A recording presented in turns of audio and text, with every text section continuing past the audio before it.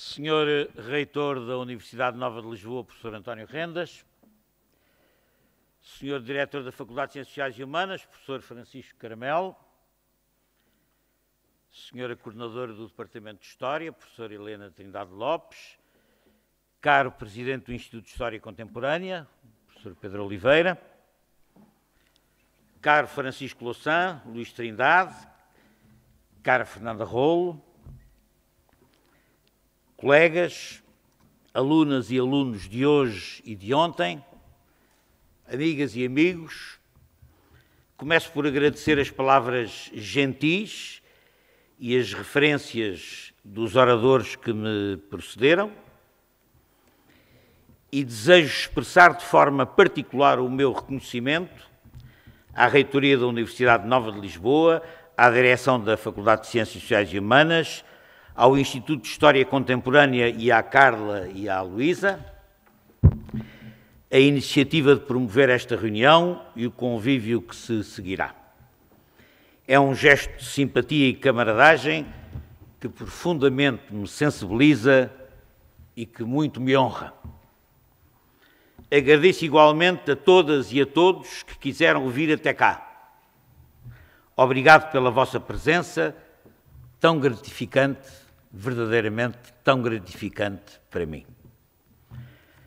Permitam-me, antes de entrar no assunto, duas breves evocações. A primeira para lembrar os meus mestres nesta escola que já partiram. Falo dos docentes do primeiro curso de mestrado de História Contemporânea no país, que foi na Faculdade de Ciências Sociais e Humanas, que já não estão connosco. Cidadãos verticais na resistência à ditadura, historiadores eméritos que romperam o caminho à historiografia contemporânea em Portugal, professor Joel Serrão, Oliveira Marques, Sacontala de Miranda e José Medeiros Ferreira.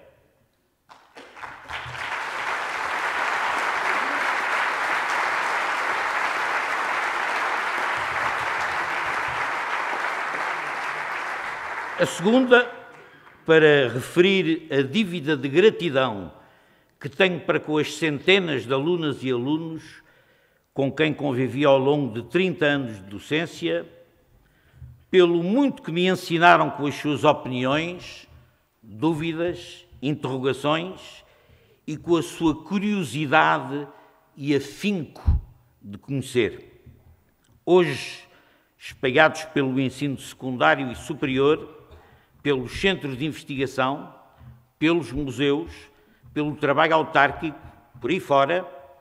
eles são, em larga medida, o motor da renovação do ensino, da produção e da divulgação da história contemporânea. Obrigado por isso. Da família não falarei, pois é assunto privado, mas eles sabem que são as coisas de valor inestimável que mais convocam o pudor de descrição. Finalmente, deixem-me desfazer o possível equívoco que encerra a designação que a tradição académica empresta a este ato. Última lição. Não, pelo menos no meu caso, não é a última lição.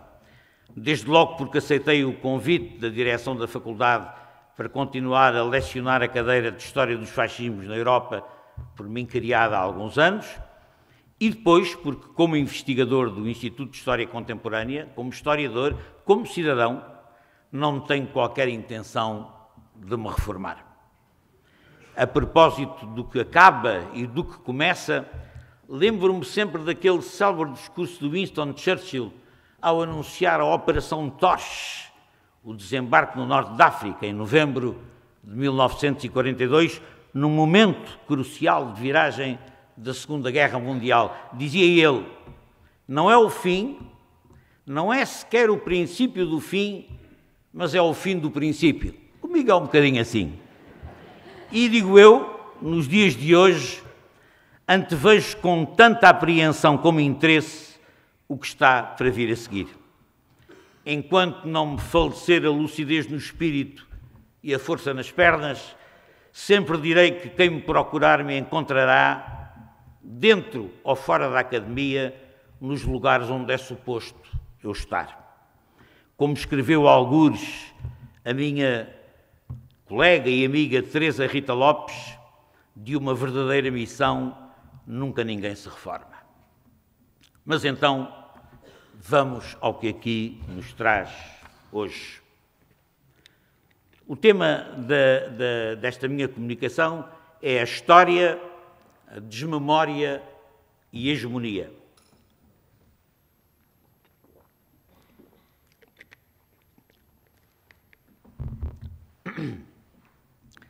De onde vem este desassossego intelectual? Esta percepção inquieta da subversão ideológica e de valores que atravessa as sociedades do Ocidente desde as décadas de 80 e 90 do século passado. Esta mundivisão emergente que imprime ao presente e ao futuro as cores sombrias de um regresso cultural e social a certos fantasmas do passado que julgaríamos, com a nossa formação positivista subsistente, soterrados pelo progresso. Na realidade, está em curso nas nossas sociedades, com tempos e modos diversos, mas fundamentos comuns, uma disputa centrada nos conteúdos das representações do passado, sobretudo do passado recente, suscetíveis de fundar ou refundar as legitimidades ideológicas e políticas do presente e do futuro. É um combate pela hegemonia ideológica, pela conquista das almas, que precedeu, preparou e acompanha a crise paradigmática ocorrida nos dois mundos do pós-guerra. A crise do capitalismo neo-keynesiano, regulador, providencialista, contratualista e politicamente rotativo ao centro, cujo modelo foi brutalmente sacudido pela Grande Depressão de 2008 e 2009, e a crise dos modelos soviético e chinês do socialismo real, que desaguou em modalidades específicas da restauração do capitalismo nesses países e no vasto campo político que polarizavam a nível mundial. Dessa derrota histórica do socialismo existente e da concomitante rendição do capitalismo reformista e social-democrata, emergiu insensivelmente, pacificamente, sem resistência social e política, pelo menos capaz de a deter, uma nova ordem conservadora, neoliberal, recorrendo a velhas e novas formas brutais de acumulação do capital. Esta vasta transformação política, económica e social não se pode fazer sem uma prévia preparação ideológica ao nível das visões dominantes na sociedade, na cultura, isto é, sem transfigurações das hegemonias, mais do que isso, sem a imposição de um outro senso comum como suporte socialmente viabilizador do novo curso. O que para os efeitos deste trabalho interessa referir é que a afirmação dessa nova ordem convocou a memória, designadamente a memória histórica, para uma espécie de legitimação retrospectiva do seu presente, abrindo dessa forma importantes polémicas desde os anos 80 do século XX, centradas, sobretudo, na releitura ideológica dos acontecimentos fundacionais da nossa contemporaneidade. Assim aconteceu com os debates alemães, italianos e espanhóis em torno do passado nazi e fascista e da resistência antifascista, ou da memória dos vencidos na Guerra Civil Espanhola, ou nos debates franceses em torno do regime de Vichy e da colaboração, ou mesmo nos debates europeus e americanos sobre a questão da escravatura e da Guerra da Secessão. E por maioria de razão, nas discussões sobre a recuperação da teoria do totalitarismo, das névoas da Guerra Fria e da criminalização, patologização da Revolução Russa e do comunismo como critério geral da avaliação da bondade universal. Trata-se, como sublinha o historiador Domenico Losurdo, de uma, e cito, gigantesca releitura do mundo, cujo fio condutor, volto a citar, é a liquidação da tradição revolucionária desde 1798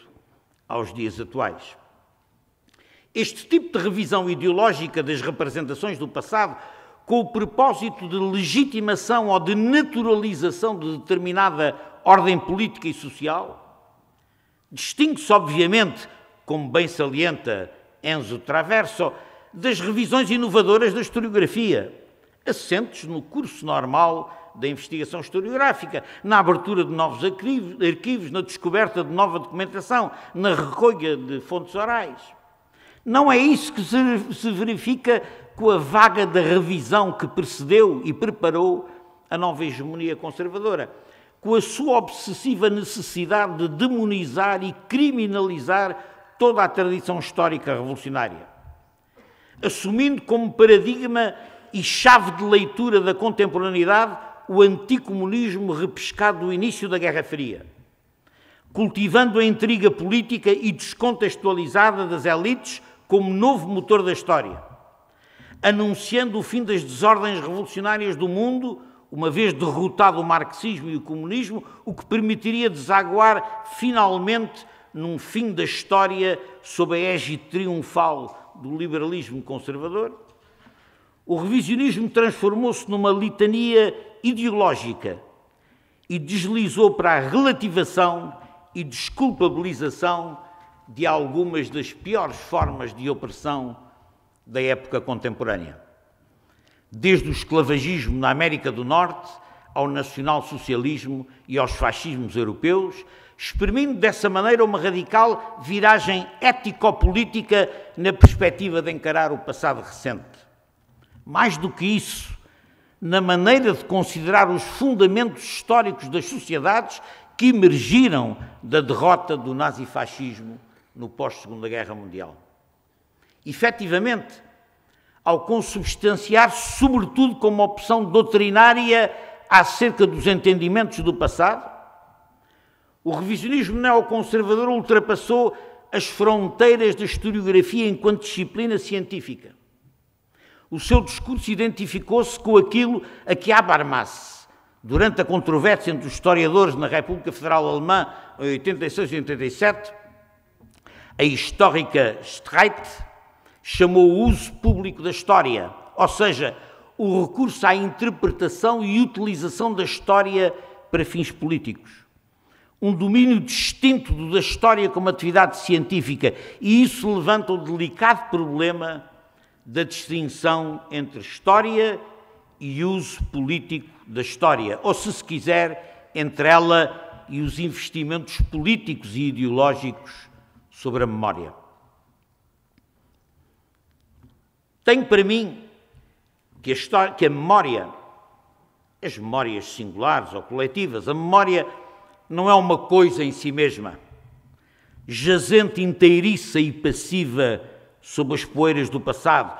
na espera de que a tomem. Não é uma imanência, um ente pairando univocamente ascético sobre os conflitos atuais e passados ou sobre as paixões e as escolhas que eles exprimem. Na realidade, os diferentes tipos de investimento em torno da memória surgem-nos como um processo social complexo de construção das legitimidades que sustentam as formas de estar, de transformar ou de conservar o mundo em que vivemos. Por isso, a memória é sempre matéria-prima para arquiteturas de geometria variável, invariavelmente construídas a partir do presente. Por um lado, as reconstruções ou as manipulações a partir de postulados de intervenção política e ideológica. E aí temos os tais usos públicos da história, de que falava o Habermas, que têm tantas cores da direita à esquerda, quanto as concepções que a inspiram. Por outro lado, procurando distanciar-se deste registro, a história toma a memória, de onde aliás provém, como sua matéria-prima e um dos seus objetos, mas distanciando-se crítica e reflexivamente dela, da memória, ou seja, procurando relatar o passado segundo as regras próprias do ofício do historiador. Isto é, procurando responder analiticamente às questões suscitadas pela memória. Há naturalmente um consenso na historiografia acerca do acerto e da necessidade desta distinção essencial. Recordar o passado não é o mesmo que compreendê-lo historicamente. A controvérsia respeita aos limites até onde deva ser levada essa separação entre a memória e a história. Como salienta Enzo de Traverso, que volto a citar, longe de serem o quinhão exclusivo da memória, os riscos da sacralização, da mitificação, da amnésia, espreitam permanentemente a escrita da própria história. A história não flutua imaculadamente pura e imune acima do espírito e das convulsões do seu tempo. E se o discurso historiográfico pode ser visto como tentativa de racionalizar e dar sentido aos vários tipos de património da memória com que trabalha, o certo é que essa busca nunca deixou de ser condicionada política e ideologicamente pelo ser social do seu autor, pelo caldo político e cultural onde mergulha. Nesse sentido, o historiador, tanto pela escrita como pela interpretação, de alguma forma participa nos usos públicos da memória. A escrita da história, mesmo quando não se afasta do epistema da disciplina, propõe leituras que, colocadas à disposição da comunidade como propostas de entendimento do passado, participam nas polémicas e influenciam os debates sobre os usos da memória. O historiador é ele próprio condicionado pelas memórias sociais correntes e pelos saberes herdados, uma vez que não vive metafisicamente encerrado numa redoma. Assim sendo, história académica e usos públicos da história cruzam-se naturalmente no quadro das controvérsias que percorrem as sociedades dos nossos dias. Ainda que não se devam confundir, mas isso não implica a evacuação das memórias ou a pseudo-solidão purista dos clerques, gloriosamente isolados nas suas torres de marfim. Implica, sim, da parte da historiografia, distância crítica, apuro metodológico, leitura crítica das fontes, ou seja, o rigor próprio da disciplina que define a sua fronteira epistemológica inultrapassável. Quanto ao resto, a história que vive também da leitura crítica da memória e os usos da memória que são marcados pela história interagem numa tensão dialética que acompanha os fluxos e refluxos, as paixões e as reações que marcam as sociedades e os debates nelas em curso. Debates sobre as representações fundacionais do passado, na realidade, disputas pelas hegemonias legitimadoras do presente. Ou seja, história e memória, relato historiográfico e uso público da história encontram-se e separam-se sob um pano de fundo comum, o da chamada crise do paradigma da temporalidade, da obsessão memorial, em suma, da invasão do espaço público pela memória, que, na visão de um amplo espectro da historiografia, caracterizam o último vinténio do século XX e o início do século XXI nas sociedades ocidentais. E voltamos à pergunta com que começamos: de onde vem tamanha inquietação? A crise paradigmática da temporalidade contemporânea,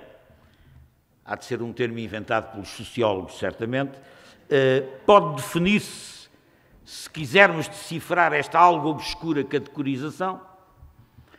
como uma mudança da relação dominante das sociedades com as suas temporalidades. Quer com as representações fundacionais do seu passado recente, sujeitas, aliás, a radical revisão, quer com as percepções de um futuro de onde, com a implosão dos socialismos existentes, desapareceram os amanhãs que cantam e as esperanças otimistas e emancipatórias tal qual elas existiam. Para alguns historiadores, essa erosão do horizonte de expectativas seria uma das faces da tal obsessão memorial dos finais do século passado. Uma espécie de regresso ao passado mítico para compensar o fim das utopias. Aquilo a que Pedro Ruiz Torres chama uma memória prótese, que supriria o vazio causado pela ausência de esperança no futuro. Luciana Sotelo, em trabalho recente, sustenta a ideia de que a emergência dos discursos memoriais no espaço público das sociedades contemporâneas se explicaria precisamente pela sensação de desesperança em relação ao presente e ao futuro, o que impulsionaria o envolvimento nos combates pela memória do passado para manter viva a noção de utopia transformadora. A outra face, a face oposta deste combate pela memória, seria o revisionismo histórico, a que já antes me referi. Ou seja, para esta linha de abordagem, num mundo marcado pela ofensiva da revisão conservadora e o fim das utopias como futuro, o combate pela memória teria esta dupla face espetacular e contraditória. A memória prótese de um lado e o revisionismo do outro. E disto se distinguiria a história propriamente dita, distinção essa mais ou menos irreconciliável de acordo com as diferentes abordagens, como antes indiquei. Por outro lado, para Enzo Traverso, a resposta à pergunta sobre as origens desta obsessão memorial, e essa é a pergunta de onde vem esta inquietação, radica sobretudo numa crise de transmissão nas sociedades contemporâneas, socorrendo-se da distinção proposta por Walter Benjamin entre experiência transmitida, a que se transmite naturalmente de uma geração para a outra e gera as entidades comunitárias num tempo longo, e experiência vivida, a vivência individual, frágil e efêmera. Traverso sugere que, e cito, a obsessão memorial dos nossos dias é um produto declínio da experiência transmitida num mundo que perdeu as suas referências, desfigurado pela violência e atomizado por um sistema social que apaga as tradições e fragmenta as existências.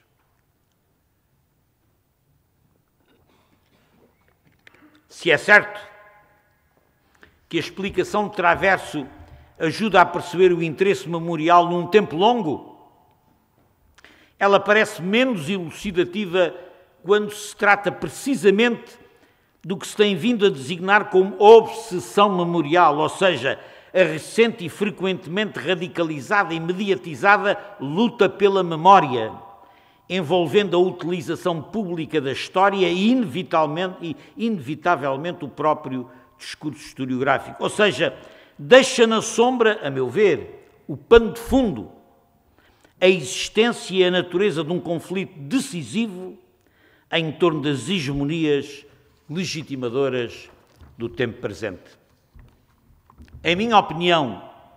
o mesmo se poderá dizer das atrás referidas propostas que radicam a obsessão memorial ou numa espécie de terapia compensatória das frustrações devidas ao luto pelos amanhãs que cantam, ou no revisionismo conservador das representações do passado, dando como adquirido que as tais memórias prótese, as memórias da nostalgia, nasceriam do revés definitivo face à revisão conservadora, ou seja, da instalação vencedora de uma hegemonia alternativa. Acerca desta disputa memorial em torno de um passado recente e fundador do nosso presente, penso ser importante partir de duas ideias principais. A primeira é que, efetivamente, o paradigma ideológico legitimador da maioria das sociedades ocidentais do pós-guerra sofre uma pressão subversiva sem precedentes desde o advento com sucesso do vinténio thatcheriano e reaganiano e da derrocada do mundo soviético, destinado a legitimar a implantação de um novo curso capitalista neoconservador e neoliberal. E que essa larga revisão paradigmática passa privilegiadamente pelas representações fundacionais do passado recente, excedendo em muito o discurso histórico, porque passa pelos média, políticas governativas de memória, comemorativismo oficial, comemorativismos privados, mas convocando ao discurso histórico também para esse efeito. E esse é o pano de fundo, condicionador do conjunto dos combates pela memória. A segunda questão,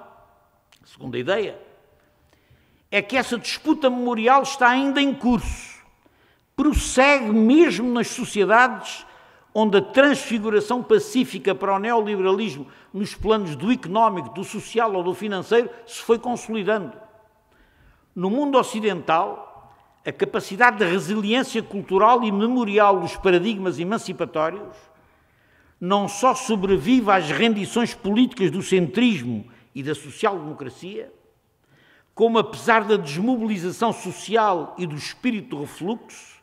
tende a renovar-se, a desenquistar-se sob a enorme, mas desafiante pressão das dificuldades sociais, políticas e ideológicas nascidas dos reveses experimentados. Isso é particularmente verdade numa sociedade como a portuguesa, com uma ruptura revolucionária relativamente recente e onde a fundação constitucional da democracia assentou num consenso memorial, seguido por todos os partidos da direita com assento parlamentar, de condenação inequívoca do passado ditatorial. A resistência antifascista e a Revolução Portuguesa consolidaram uma mudança de hegemonia traduzida nomeadamente no facto singular de o salazarismo não ter deixado herdeiros ideológicos ou políticos assumidos enquanto tal no sistema democrático, mesmo no campo da direita reorganizada. Significativamente, ao contrário do que se passou com a transição no Estado espanhol. Ainda há dias, uma insuspeita e respeitável figura da direita portuguesa, o Dr. Bagão Félix, referindo-se ao domínio da cultura, escrevia, e cito: a maioria dos agentes culturais afirmam-se como sendo de esquerda, seja nas artes, na literatura, no património, no cinema, na dança, na música. E até é curioso, acrescenta ele, que quando uma personalidade que sobressai numa destas áreas é vista como de direita, dizem à sua esquerda, é o escritor, artista ou qualquer outra coisa do regime. À esquerda não há regime, há república ou, mais ufanamente, história. Fim de citação. Independentemente do mérito da opinião, ela serve para relativizar os discursos que, a meu ver, apressadamente, tendem a confundir as tentativas políticas, mediáticas ou historiográficas de manipulação das representações do passado recente com a implantação efetiva e consumada de uma hegemonia cultural neoconservadora, confundindo dessa forma a disputa memorial realmente em curso com uma espécie de escapismo face à erosão da esperança, com a abdicação de um presente sem futuro, refugiado numa obsessão memorial em jeito de nostalgia compensatória, a tal memória prótese. E é precisamente porque essa disputa memorial, esse conflito em torno dos usos políticos e públicos da memória, de onde, como vimos, não escapa a história, se mantém atual e em aberto, entre picos de polémica e fases de latência, que é interessante procurar identificar, ainda que só nas suas linhas gerais, os principais processos através dos quais, na sociedade portuguesa, se têm vindo a desenvolver as tentativas neoconservadoras de reinterpretação do nosso passado recente. As modalidades principais que no terreno da opinião pública portuguesa têm revestido a utilização política das memórias fundacionais recentes, isto é, respeitando-se sobretudo ao século XX, ultrapassam em muito o debate especificamente historiográfico, já o disse, ainda que também o envolvam como recurso da autoridade científica. Normalmente, passam pelos média em geral, pela televisão em particular, pelas políticas oficiais da memória, designadamente em datas comemorativas das grandes rupturas, em certas comemorações militares ou também por algum comemorativismo privado. E recorrem tanto ao silêncio, ou seja, ao esquecimento organizado, como a processos mais ou menos grosseiros de fabricação de um senso comum, de alguma forma normalizador da manipulação ideológica das representações do passado. O primeiro processo de manipulação da memória, e talvez o mais frequente e banal, por paradoxal que isso possa parecer, é o da desmemória. A criação pelos média, pela escola, pela organização dos lazeres, pelos produtos das novas tecnologias informáticas, daquilo que Eric Hobsbawm chamou um ambiente de presente contínuo, um cotidiano sem qualquer relação orgânica com o passado público da época atual. Escreveria ele na introdução à sua emblemática Era dos Extremos, e cito: a destruição do passado, ou melhor, dos mecanismos sociais que vinculam a nossa experiência pessoal à das gerações passadas, é um dos fenómenos mais característicos e lúgubres do final do século XX. Num sentido idêntico, escreve François Hartog, ao referir o conceito de presentismo,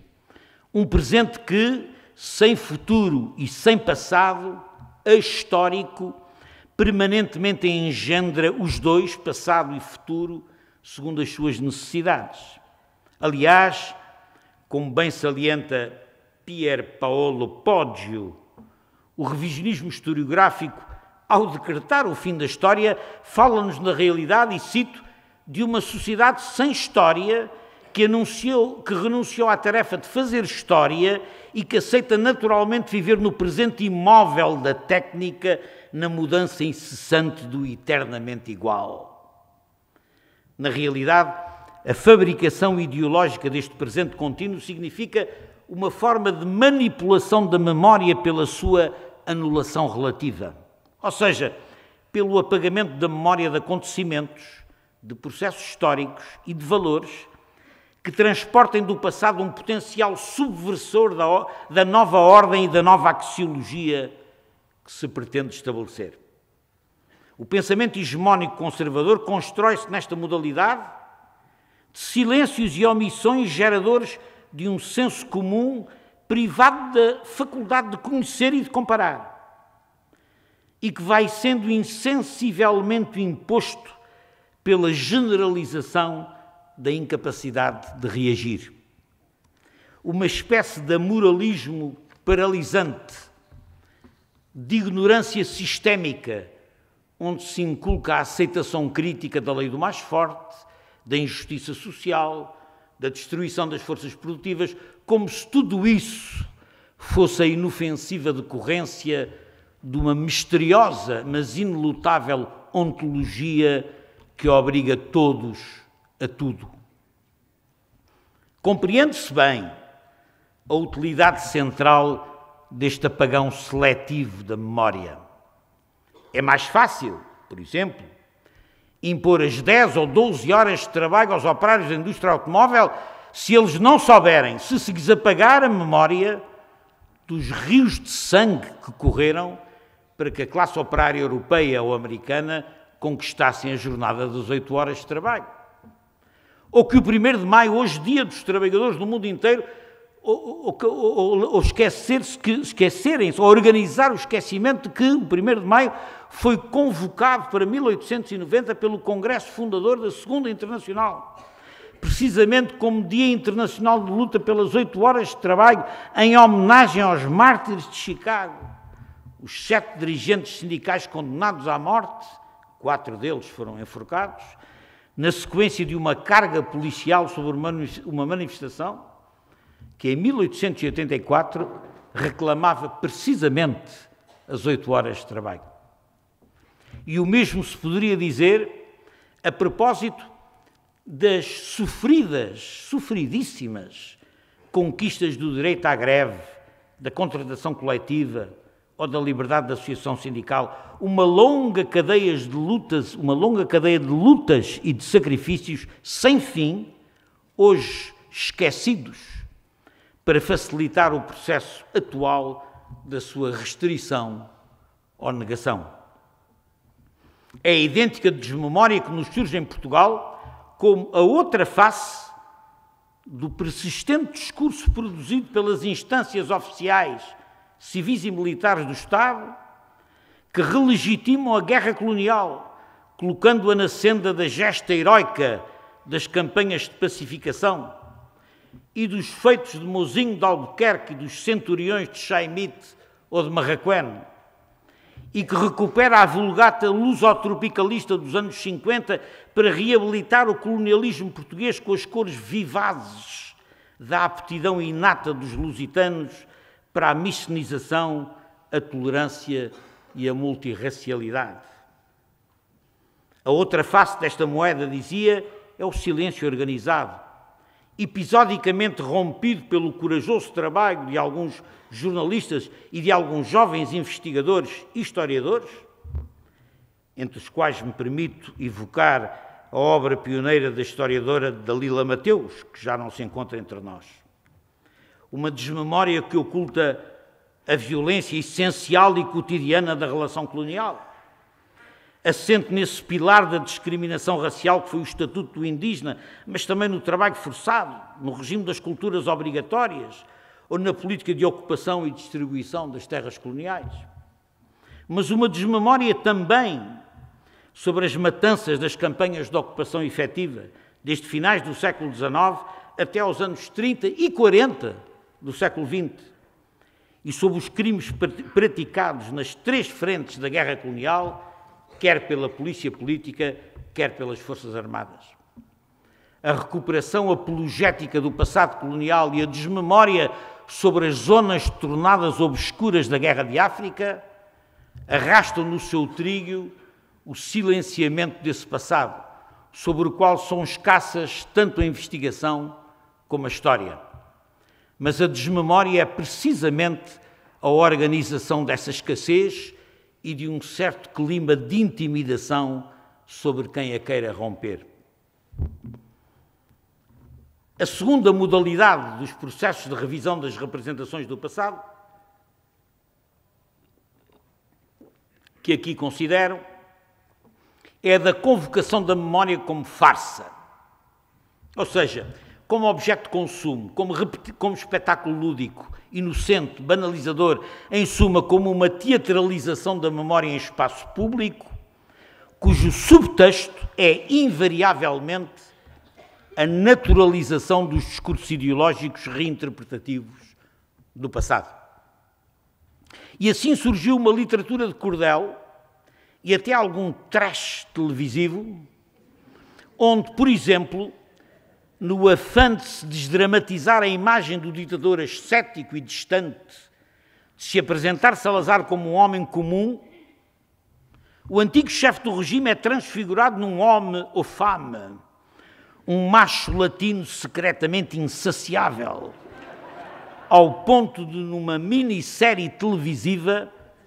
o mago das finanças surgir debruçado sobre os papéis do orçamento, enquanto pelo quarto onde se encontra uma pin-up dos anos 20 ou 30 borboleteia lascivamente à sua volta. Outro caso que deu muito que falar, em 2006, 2007, a televisão pública permitiu-se organizar um programa sobre os grandes portugueses, com larga fanfarra mediática e muita contestação quanto à lógica e à metodologia seguidas, em que Salazar, numa evidente manobra promocional, saía escolhido à cabeça do peito ilustre lusitano. E a par disto, e em alguns livros escolares, a inculcação subliminar da desculpabilização da ditadura,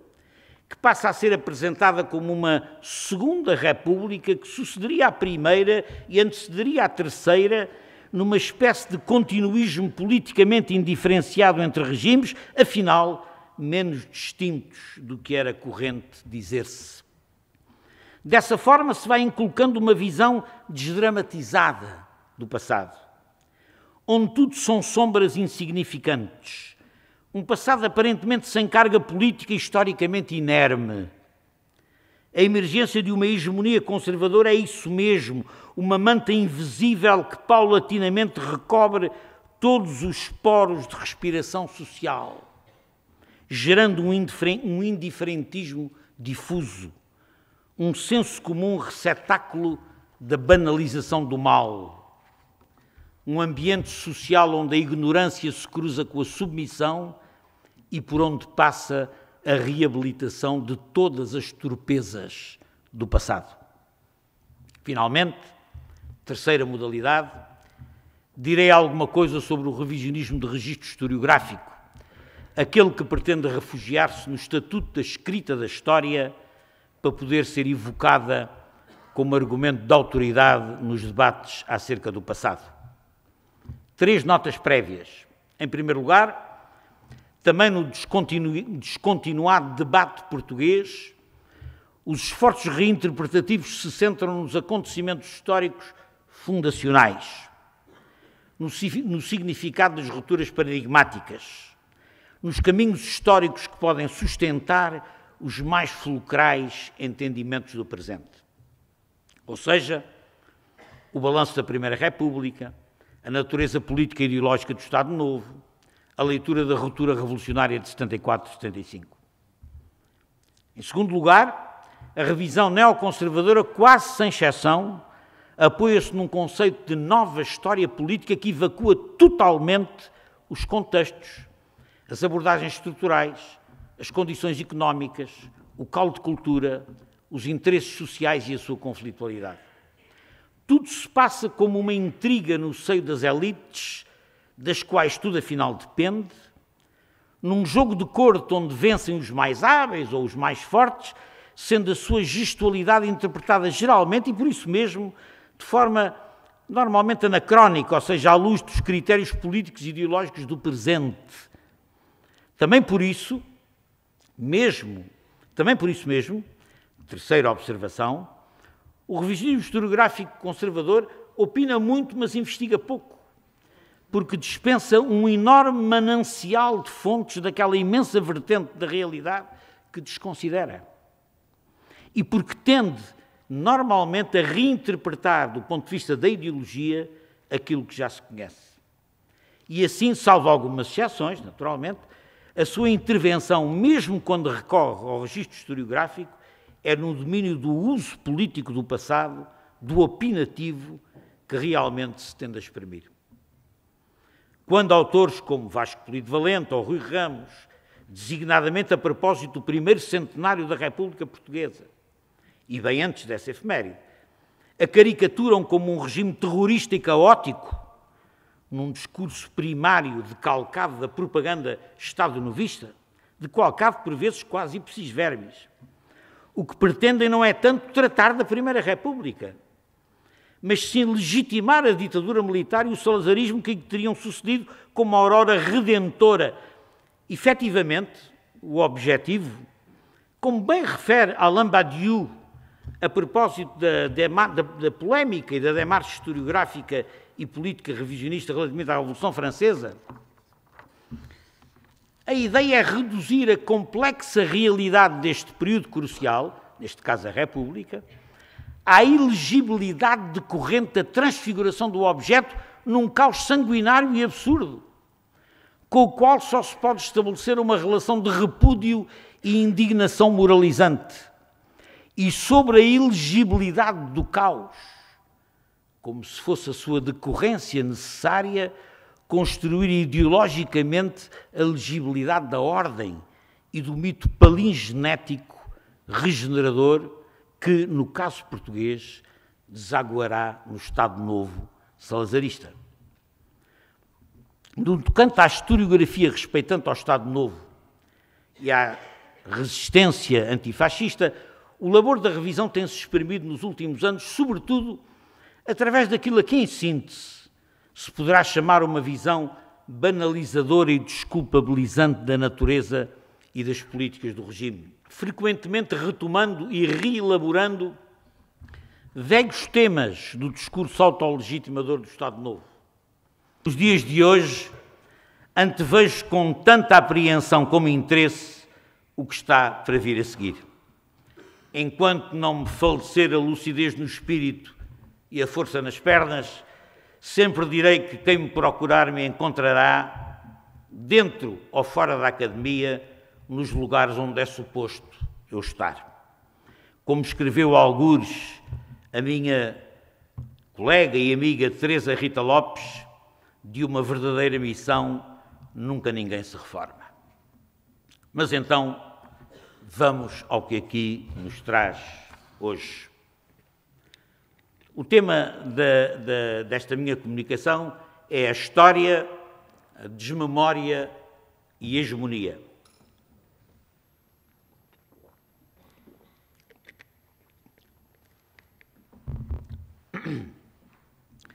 De onde vem este desassossego intelectual?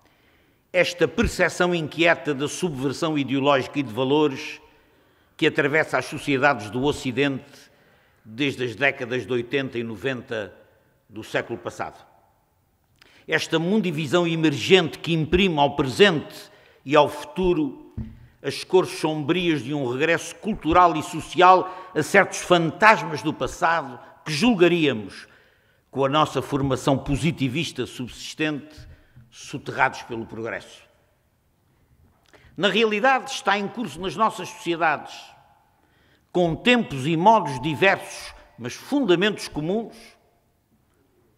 uma disputa centrada nos conteúdos das representações do passado,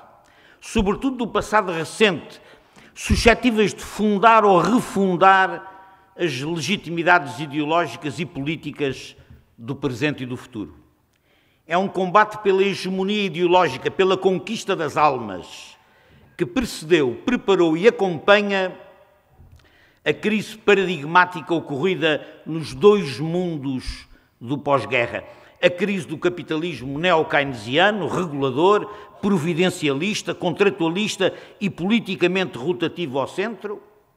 cujo modelo foi brutalmente sacudido pela Grande Depressão de 2008 e 2009, e a crise dos modelos soviético e chinês do socialismo real, que desaguou em modalidades específicas da restauração do capitalismo nesses países e no vasto campo político que polarizavam a nível mundial. Dessa derrota histórica do socialismo existente e da concomitante rendição do capitalismo reformista e social-democrata,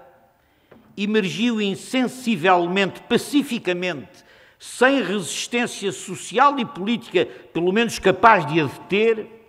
uma nova ordem conservadora, neoliberal, recorrendo a velhas e novas formas brutais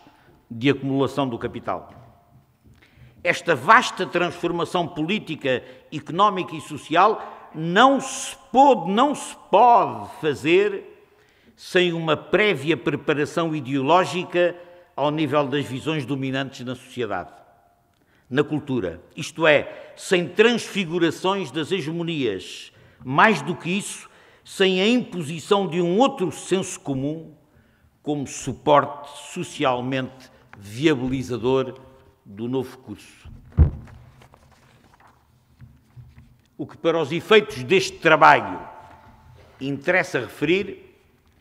é que a afirmação dessa nova ordem convocou a memória, designadamente a memória histórica, para uma espécie de legitimação retrospectiva do seu presente, abrindo dessa forma importantes polémicas desde os anos 80 do século XX, centradas, sobretudo, na releitura ideológica dos acontecimentos fundacionais da nossa contemporaneidade. Assim aconteceu com os debates alemães, italianos e espanhóis em torno do passado nazi e fascista e da resistência antifascista, ou da memória dos vencidos na Guerra Civil Espanhola, ou nos debates franceses em torno do regime de Vichy e da colaboração,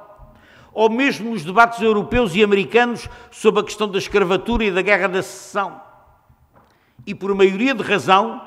nas discussões sobre a recuperação da teoria do totalitarismo, das névoas da Guerra Fria e da criminalização, patologização da Revolução Russa e do comunismo como critério geral da avaliação da bondade universal.